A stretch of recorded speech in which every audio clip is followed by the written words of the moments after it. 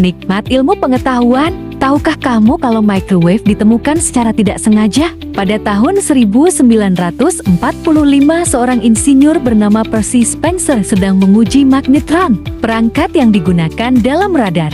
Tiba-tiba, ia menyadari bahwa coklat di sakunya melalah. Spencer penasaran dan mulai melakukan eksperimen dengan popcorn dan telur hasilnya.